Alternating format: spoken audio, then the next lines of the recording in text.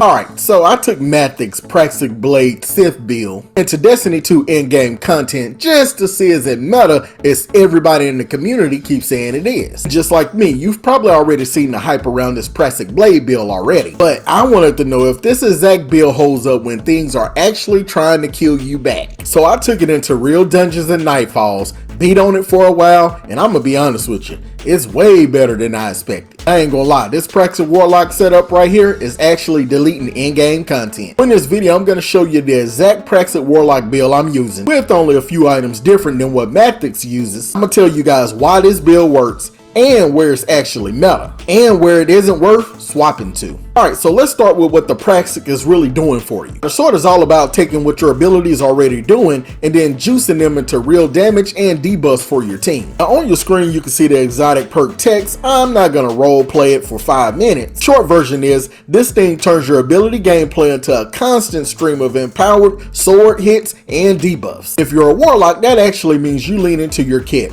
Praxic turns into a free value every single encounter. Make sure you equip the impact power core, because doing melee damage is going to give you an elemental effect that matches your equipped suit. If you're rolling solar like I am, you're going to apply scorch to every target when you do a melee. And the cool thing about it, you don't even need any exotic catalyst or anything like that. Only thing you need is that impact core. Alright, so here's the exact same subclass setup I'm using for this Praxic video. So if you want to literally mirror this, just match everything you see on my screen. So here's the super right here. We're using the Song of Flame. We're using it because it lines up with the ability loop that the sword wants, and it gives you real damage when you need to pop it. Anytime we do a melee with our sword or we throw a grenade, that's going to add double scorch damage. For our class ability, we're going with the Phoenix Dive. Now this isn't just pick anything that you like. It ties straight into how we process our exotic and staying alive once we're in the middle of a pack. And for my melee, I've been switching between Penumbral Blast. Now Mactics was using the Arcane Needle. The most important part of the melee is just to make sure you keep it in the loop. Between this and your sword, you're constantly feeding into your own uptime and damage. And it's going to give us a lot of darkness energy towards our transcendent meters. Now for our grenade, we're going to go with the Storm Grenade, because it has great add clear potential, and you can also use certain fragments to add jolting potential when you use this grenade. For our first aspect, we're going with Defeat the Void. This is what keeps the build from becoming a pure glass cannon, because every time we defeat a target with an ability, it's going to activate Devour, which is going to give us double health and also double grenade energy. And Restoration every time we get a kill while we're in possession of Devour. For our second aspect, we're going to go with the Hellion aspect. When you perk that Phoenix Dive, not only are you going to cure you and your allies, you're going to activate these flaming projectiles that's going to spread scorch everywhere,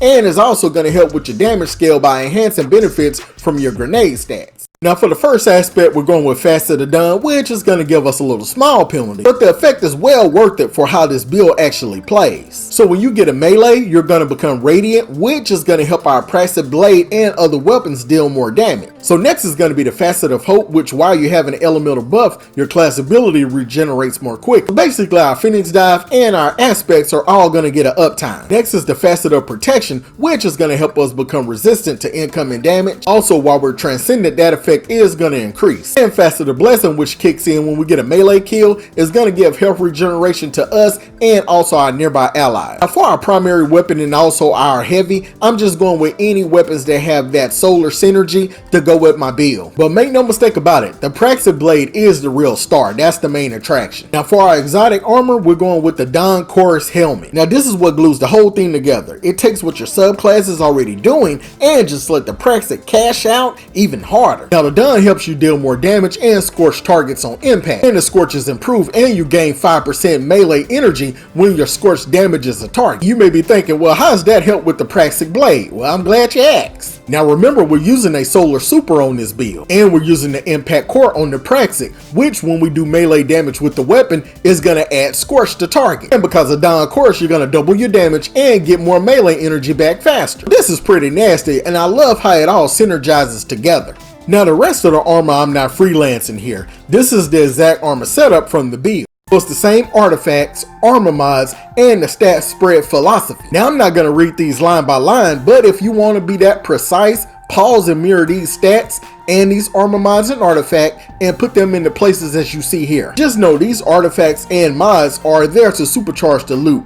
More abilities, more survivability, and more uptime on the sword. And like I said, I'm running these exact same mod layout so it can help me with my ability, regen surges, and also my resistance. So that in Dungeons and Nightfalls, you're not just strong, you're actually hard to kill. Now stat wise, I'm prioritizing the exact same stats that Mactics had on his build. Now my stats are not as strong as his, but this is what you want to prioritize. Make sure first your grenade, your super, and your class ability is as high as possible, because this is a high ability build that goes along with this Praxic Blade build, and I know a lot of you guys love abilities, so here you go. Alright, so here's how you actually play with this in real content. So step 1, lead with your abilities, so your nades, your melee, your class ability, get your buffs, debuffs, and healing rolling. Step 2, once you get everything processed, that's when you pull out your Praxic and you go all in. With your Praxic, make sure your first 3 hits are real like rapid light attack melees, because after 3 quick rapid hits, your 4th swing will allow you to have a heavy combo, and that's gonna allow you to do massive damage, and that's gonna allow you to chop through those bosses like they're a piece of paper. Step 3, never sit empty.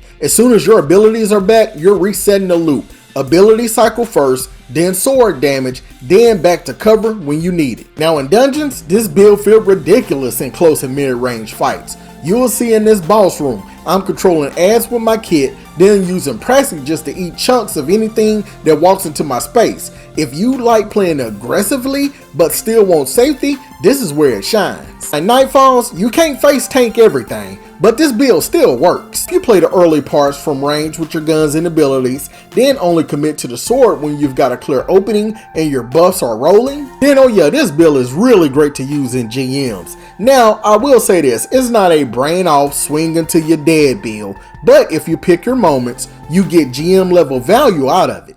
Alright, so is this Destiny 2 Praxic Warlock build actually meta? For dungeons and aggressive Nightfall players? Oh yes. If you're willing to lean into your Warlock kit and commit when the windows are open, this thing absolutely farms. However, if you're more of a sit in the back pure range player, you're not going to get the full value here. Either way, this is the exact Praxic Warlock build. Mactics Sith video, pressure tested in real endgame with only a few modifications. If you want more no BS breakdowns like this, hit that like, sub if you're new, and tell me what build you want me to break down next. This is Ibetonme, and I'm out. If you do want to see more Destiny 2 build videos for Warlocks, Titans, and Hunters, I would suggest you watch this playlist next. Also, don't forget to like and sub. You guys have a great day. Peace.